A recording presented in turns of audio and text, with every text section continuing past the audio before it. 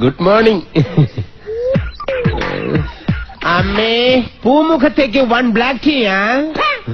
എന്റെ മോനെ ചായപ്പൊടിന്റെ വെള്ളം പറയണ തേണ്ടി.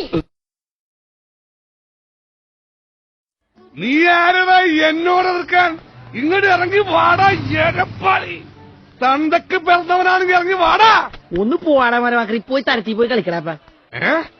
ആഹാ, അത്രക്കായല്ലേ? അയ്യോ,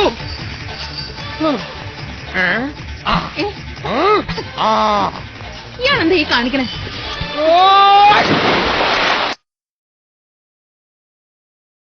വേണ്ട, നീ ഒരു പണിക്കും പോകണ്ട. നീ ഇങ്ങനെ സിനിമയെന്നും സീരിയലും എന്നൊക്കെ പറഞ്ഞു കുടുംബം മുടിച്ച് നടന്നു.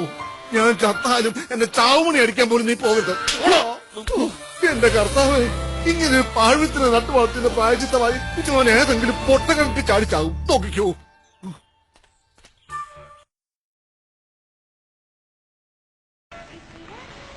എന്താ കുട്ടിയെ, ജോലി വല്ലതും ആയോ? ആയി. എന്ത് ജോലി? കളക്ടർ. ഇവിടുത്തെ കളക്ടറായപ്പോ. ഗോവിന്ദൻകുട്ടി മാഷ് എനിക്ക് പ്രിയപ്പെട്ട ഒരാളാ.